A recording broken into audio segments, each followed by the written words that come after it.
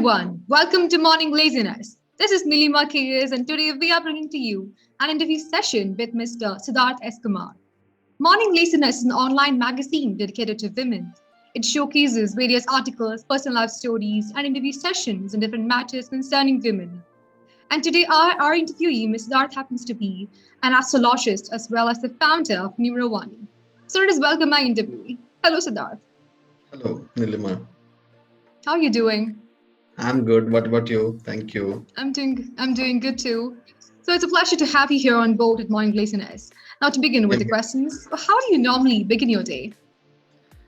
So normally my day begins at early at 3 a.m. or 3:30 a.m. India time, and this begins with getting free from my daily routine, followed up with yoga, meditation, and then normal daily chores of divine bliss. So this is how the day begins.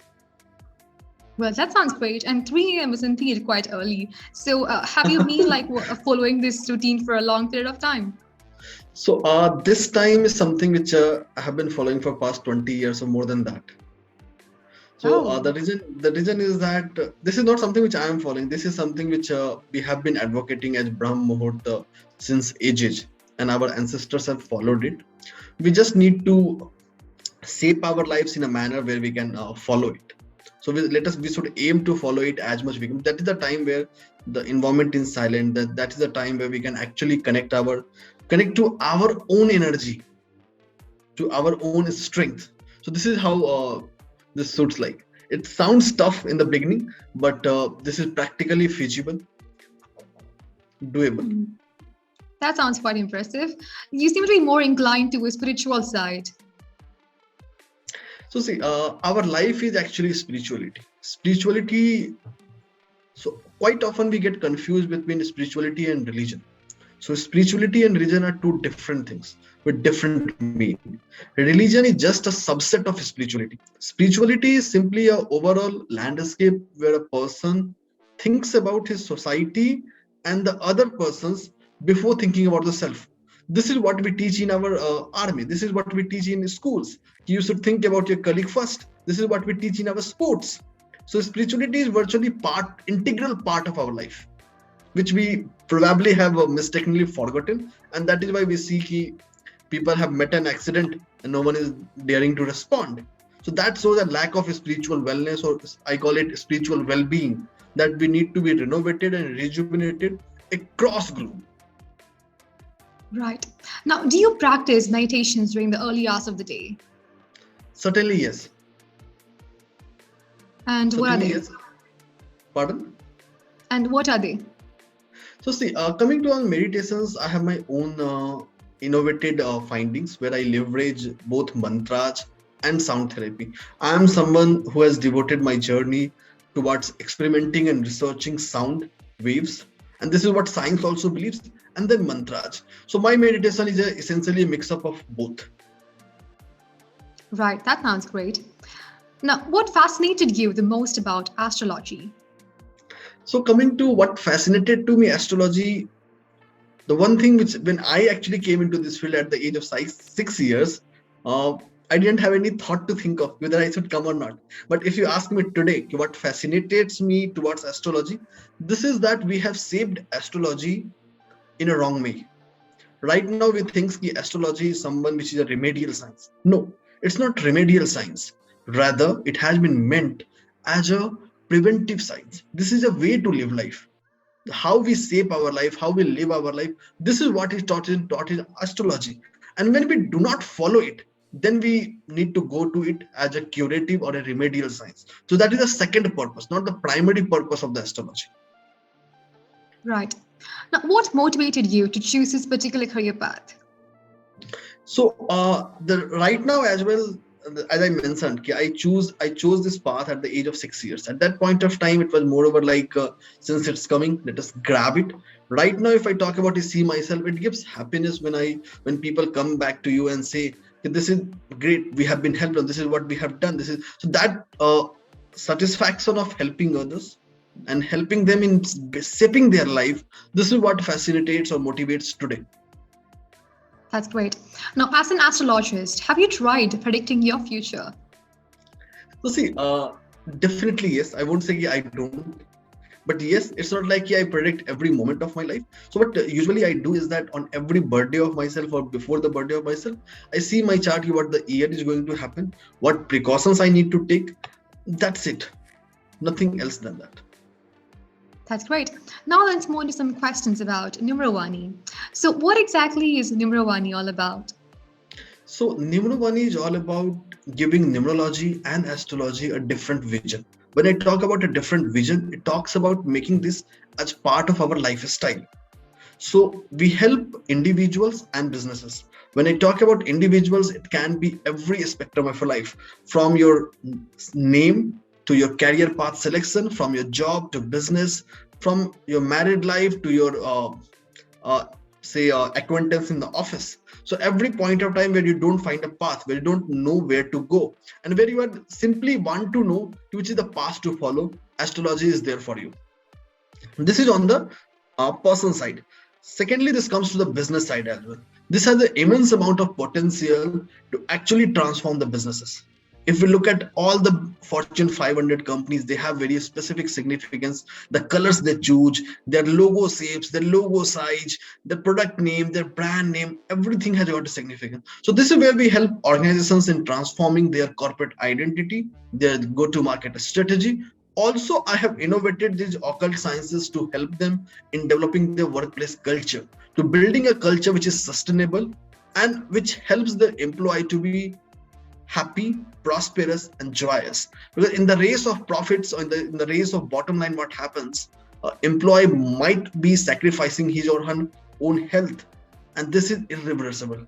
This cannot be reversed. If a company lost couple of $1,000, they can reverse in 1 quarter or 2 quarter. But if an employee met us any untoward accident or any lifestyle disease, you might not be able to reverse it. So we need to be proactive, and this is the moral responsibility of organizations as a being an ethical and moral companion. They should think of their employees. They should think of the wage where they can motivate their employees to think of their health. If they can think you achieve X amount of sales figure, then you get Y incentive. Then they should also think of the motivation. If you keep yourself healthy, if you be in that, you get X amount of achievement. And this is how the employees will start thinking. This is where we come into picture. And this well-being, we have been able to help companies in reducing their attrition rate, reducing their employee satisfaction scores, also helping them to maintain the employees, be there and keep them proactive. Right, that sounds truly brilliant. What are some new programs you plan to implement through Numewani this year? So see, if I talk about Numewani for this year, so as I mentioned, my vision for the Numewani is to make it part of lifestyle. Right now, what I feel after this COVID pandemic, each one of us has been suffering from one or other medical well-being or our mental well-being. We are in a state of fear. We are in a state where we are fighting that what will happen. So the one program that we are working, and we have been working for the last 2 years, and we have helped more than 10,000 odd people in helping them in being a mental well-being. Because if a person is happy, if a person is joyous, he is able to do anything and everything he desires. And this is something which anywhere in the globe, people do not talk about, do not like to talk about, because of social stigma attached to it. When we think of a mental disease, we think of the person has become a mad, or it's a lot of social stigma.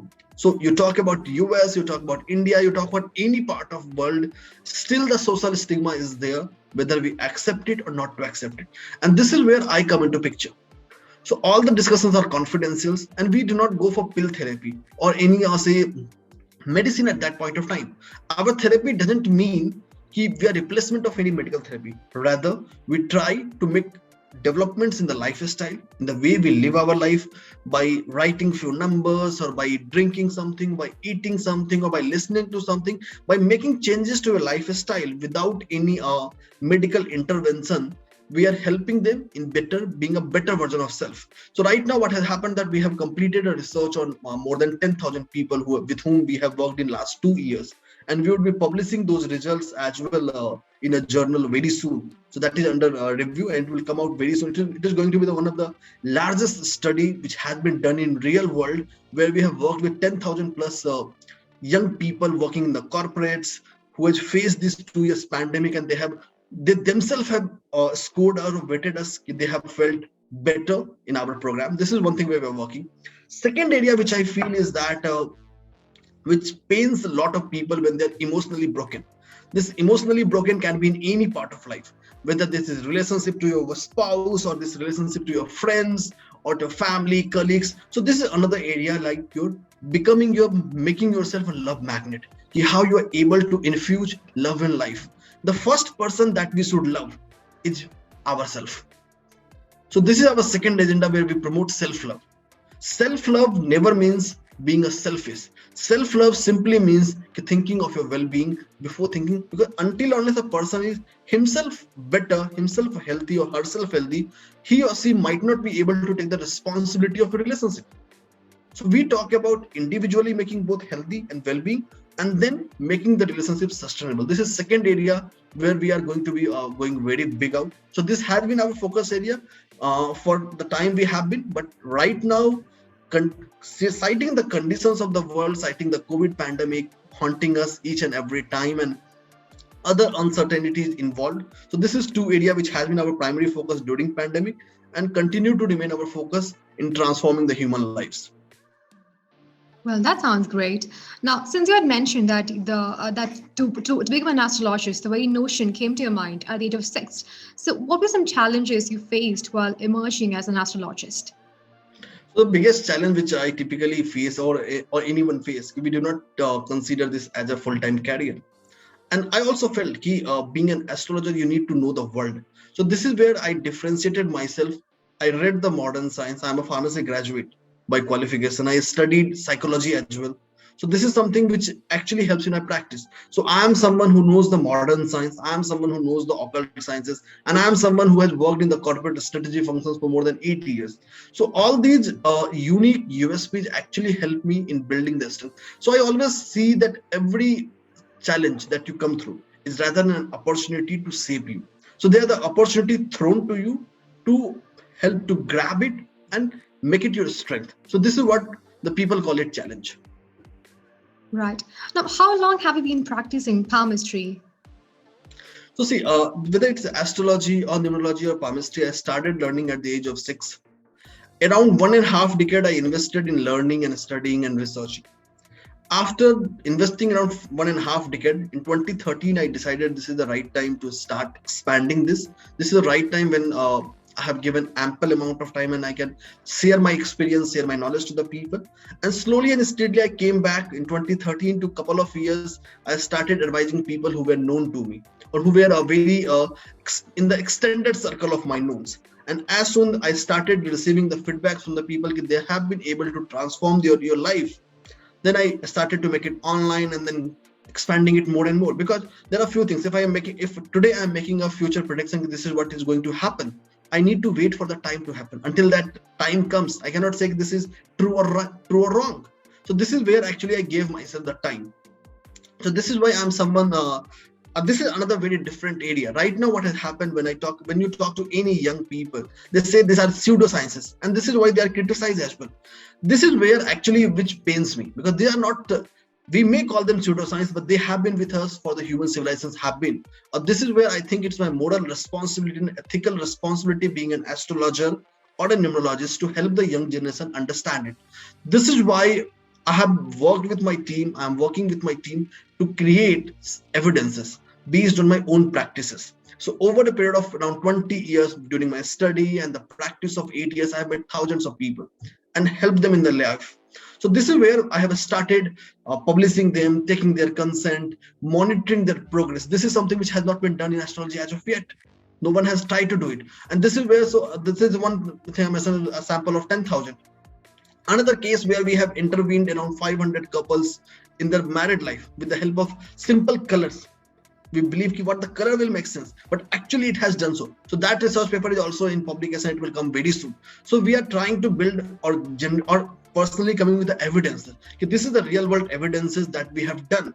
And I personally believe when after say around 5 years or next 10 years, when these real world evidences come to the market space, then definitely the people will feel this is not a pseudoscience, rather it's a science backed by evidence that has been generated.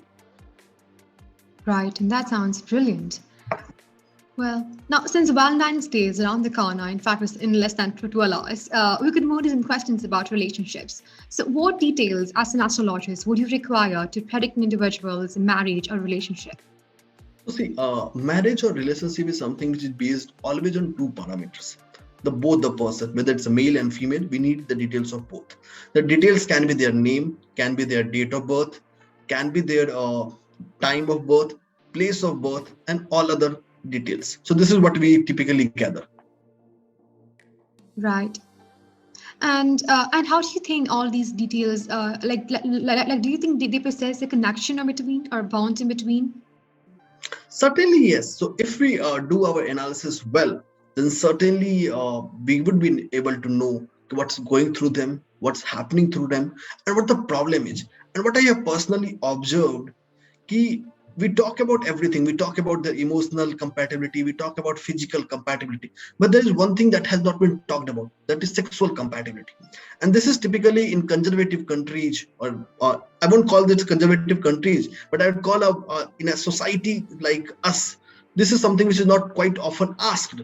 This is not something which we talk about openly. So this is another area which I felt is sexual compatibility is something we do not talk about, but this has a very big potential to impact the relationships, and we never know it actually impacts, because traditionally we humans are shy, we don't want to talk, but we are actually harming ourselves. And this is another area where I have worked out. I have authored my book, which is going to be launched very soon, 2022. 2022 is a year where we will have my book on sexual wellness, how this compatibility can be taken care of, how the well-being can be achieved. So this is what is all about. So certainly this relationship is one thing which makes our emotions, and emotions make our motions. Motions means what we do in our life. If a person is broke at heart, if a person is not jolly, he won't be able to deliver his work as per the potential he can. Right. Now, do you also predict the future career paths of your clients, and how do you provide further career counseling sessions for the same? Certainly, yes. Certainly, yes, we do help. So this is where another USP come to us. We not only leverage astrology, rather we have our proprietary methodology where we leverage astrology, DMIT, and other mind programming tools, proprietary resourced by myself, and psychology to understand a child. We have a questionnaire. We use three-way method to actually predict the career. So we help astrology as a tool where it is supplemented with psychology and other mind programming tools to make sure to give them a career that is suited by their wish, by the psychology, and by astrology. So all the three parameters coming into action at one point of time and making the best out of their career. Right. Now, can the birth dates of two individuals be used to predict their compatibility? Certainly, yes. Certainly, yes, the date of birth can be used. So this is where I have researched in numerology. Even without, if a person do not know his time of birth or place of birth, we have their date of birth or their name. Even name is something which also can be used to give a compatibility. And this is what happens. I would just share a very specific instance. There are many occasions where we are very good as a couple, where we are very good romantic couple. We are envy. The people envy about it. The moment we get married, and there's a custom that we change our name. And the moment that comes, what happens that everything turns out. Everything turns like it was just a dream. We are now in real world. So this is what happens where the name has actually impacted your marriage relationship, which we have never thought of. This change would have impacted, but this actually impacts. So this is one advice I would say to you: do not alter your name until or unless you know how you are using that. Our names are equally important as like our date of birth. Simple reason I would share with you all. Just imagine how many people know you. If there are 100 people know you, there will be 80 people who know you only by your name. So this is the power of name. Your name becomes your identity. Your name becomes your structure by the people associated to you. And this has a potential to impact every part of your life. And this is not something new which I am talking about. This is something which is very old. So there was a science known as onomancy, which I practiced somewhere around 600 BC or so, which was later carried upon in some part of Japan and other South Asia, that region. But right now, what happens? People have forgotten it. So this is where a numerology and onomancy bridges their gap, and see, a name can also impact. So whether it's a name or date of birth, either of them can be used for marriage compatibility. That was something really interesting and new to me, in fact. I mean, I've heard people changing their names after they get married, and I haven't heard about how it affects their wellness and their compatibility in the relationships. So that was something really new. Thank you for sharing with us. My pleasure. Right. Now, does the shape and position of the moon affect a person's wellness, and how so? So see, coming to the moon. So this is scientific accepted fact, which the science has also accepted. कि moon has a potential, or the movement of moon has a potential to impact the sea. The tides or the we see in the sea is actually due to the moon movement. So moon in astrology is believed to be the ruler of our mind. It is also the ruler of all the water balance in our the body. So, and as we know, as a human being, we are around 70% odd water. So this is the potential of moon to impact us. So the moon impacts how we think, how our emotions drive, and this has a potential to impact every aspect of your life.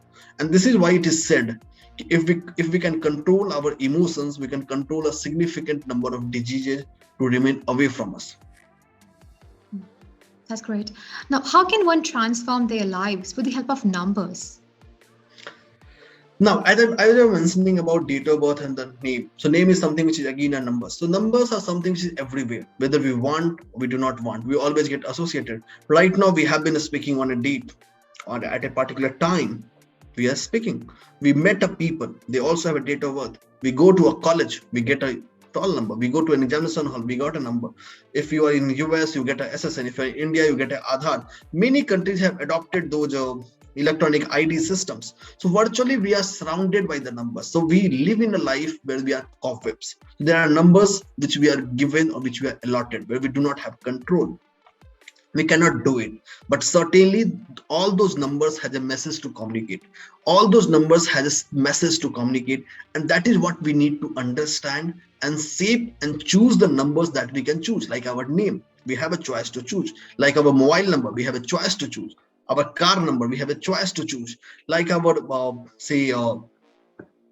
our house number, office number, we have a choice to choose. So wherever you have a choice, choose it, and that will support you. So you take any top Fortune 500 companies, match their details to their owners, and you'll find each of them perfectly fitted to their owner.